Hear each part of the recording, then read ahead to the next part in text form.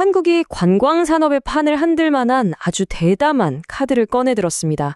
자, 이 승부수가 과연 어떤 결과를 가져올지 오늘 한번 제대로 파헤쳐보겠습니다.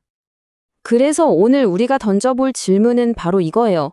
중국인 관광객 100만 명을 추가로 유치한다. 이게 과연 우리 경제에 황금알을 낳는 거위가 될까요?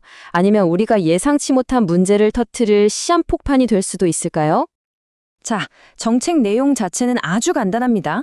내년 9월부터 한 9개월 정도 3명 이상이 같이 오는 중국인 단체 관광객은요, 비자 없이 15일 동안 한국에 들어올 수 있게 해주겠다는 거예요.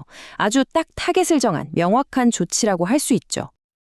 자, 그렇다면 정부가 이 정책으로 대체 뭘 기대하고 있는 걸까요? 뭐니 해도 가장 먼저 나오는 얘기는 바로 경제적인 잭팟이겠죠? 이 부분부터 한번 살펴보겠습니다. 모든 기대의 중심에는요, 바로 이 숫자가 있습니다. 1622달러. 이게 뭐냐면 중국인 관광객 한 명이 한국에 와서 쓰고 가는 돈, 평균 지출액입니다. 어마어마하죠. 이 차트를 보시면 이게 얼마나 대단한 건지 바로 감이 오실 거예요. 다른 아시아 국가 관광객들이 쓰는 돈이랑 비교해보면 이건 거의 압도적인 수준이죠. 정부가 왜 이렇게 중국인 관광객에 집중하는지 이 그림 하나로 설명이 끝나는 겁니다. 자, 그럼 계산 한번 해볼까요?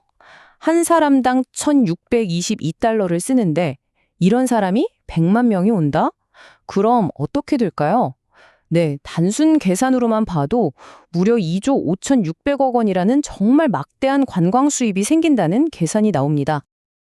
근데 이게 단순히 관광 수입에서만 끝나는 게 아니에요. 더 크게 보면 우리나라 전체 GDP를 최대 0.08%포인트나 끌어올릴 수 있는 힘을 가졌다는 겁니다. 요즘처럼 내수 경기가 좀처럼 살아나지 않는 상황에서는 이건 정말 무시 못할 성장 동력이 될 수 있다는 분석인 거죠. 그리고 이 좋은 효과가 특정 분야에만 국한되는 것도 아닙니다. 당연히 면세점이나 백화점 매출은 직접적으로 오를 거고요. 또 관광객들이 오면 자고, 먹고, 이동해야 하니까 호텔, 식당, 교통 같은 서비스업 전반이 살아나겠죠. 더 나아가서는 이런 교류가 활발해지면 양국 관계도 좋아지고 이게 또 더 큰 경제 협력의 발판이 될 수도 있는 거고요. 하지만 여러분, 모든 승부수에는 항상 리스크가 따르는 법이죠. 이제 이 정책의 화려한 이면, 그 뒤에 숨어있는 잠재적인 위험과 한계점들을 아주 냉정하게 한번 짚어보겠습니다. 가장 먼저 나오는 걱정이 바로 이겁니다. 혜택의 불균형. 이 슬라이드를 보시면 상황이 딱 보이죠. 대형 면세점이나 백화점 같은 곳들은 정말 엄청난 호황을 누릴 게 뻔한데 과연 그 따뜻한 바람이 우리 동네 골목 상권, 작은 가게들까지 불어올 수 있을까 하는 의문이 드는 거죠. 바로 이 말의 문제의 핵심을 정확히 꿰뚫고 있어요. 혜택은 집중된다. 대형 유통업체에게는 호황이지만 과연 동네 상인들이 그 혜택을 볼 수 있을까? 아무래도 단체 관광이다 보니까 정해진 코스로만 다니면서 특정 장소에서만 돈을 쓰게 될 가능성이 높다는 우려죠. 정말 중요한 지적입니다. 게다가 이 정책 자체가 가진 한계도 분명합니다. 자, 이 도넛 차트 한번 보세요. 이번에 비자 면제 혜택을 받는 단체 관광객은 사실 이만큼, 전체의 일부에 불과해요. 오히려 앞으로 성장 가능성이 훨씬 더 크다고 평가받는 개별 자유여행객들은 이번 정책에서 쏙 빠져 있거든요. 그러니까 전체 효과를 키우는 데는 한계가 있을 수밖에 없다는 거죠. 경제적인 문제만 있는 게 아닙니다. 비자 없이 들어오는 사람들이 늘어나면 혹시 모를 불법 체류 문제나 치안 문제도 걱정해야 하고요. 또 서울 명동처럼 인기 있는 곳은 지금도 사람이 너무 많은데 관광객이 더 몰리면 정말 아수라장이 될 수도 있겠죠. 이러면 당연히 거기 사는 지역 주민들의 불만도 커질 수밖에 없고요. 이런 사회적 비용도 우리가 감당해야 할 몫인 겁니다.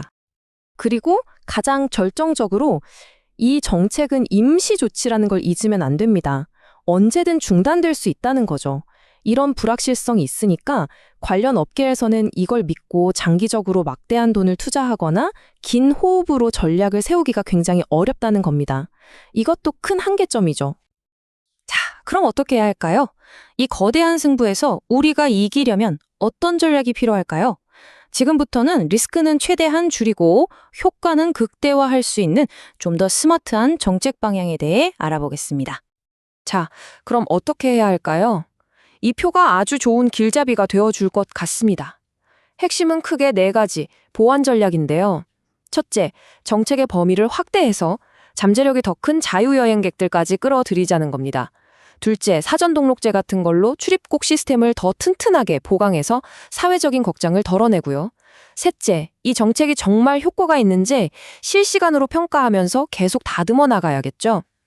그리고 마지막으로 가장 중요한 것 중 하나인데 혜택이 지방이나 골목 상권까지 골고루 퍼져나갈 수 있도록 지역 균형을 맞추는 노력이 필요하다는 겁니다. 바로 이 4가지가 성공의 열쇠라고 할 수 있겠습니다. 자, 지금까지 나온 얘기들이 좀 복잡하게 느껴지실 수도 있겠네요. 그래서 한눈에 딱 들어오게 한번 정리해 보겠습니다. 이번 분석의 핵심, 바로 이겁니다. 이 정책을 한 편의 이야기처럼 생각해 보면 쉬워요. 첫 번째 단계, 경제를 살리기 위해 베팅이라는 과감한 카드를 던졌습니다. 두 번째, 이걸로 엄청난 잭팟이 터지길 기대하고 있죠. 하지만 세 번째, 그 뒤에는 혜택이 한쪽으로 쏠릴 수 있다는 리스크가 숨어 있습니다. 그래서 네 번째, 이 리스크를 잘 관리해서 결국 승리하기 위한 전략이 반드시 필요하다는 것, 이 흐름을 기억하시는 게 중요합니다. 그래서 마지막으로 우리가 던져야 할 질문은 바로 이것입니다. 단기적인 경기 부양책으로 시작된 이 조치가 과연 한국 관광 산업 전체의 미래를 열어젖힐 튼튼한 주춧돌이 될 수 있을까요? 글쎄요. 그 답은 앞으로 우리가 이 리스크를 얼마나 현명하게 관리하고 또 이 기회를 어떻게 더 크게 키워나가느냐에 달려있지 않을까 싶습니다.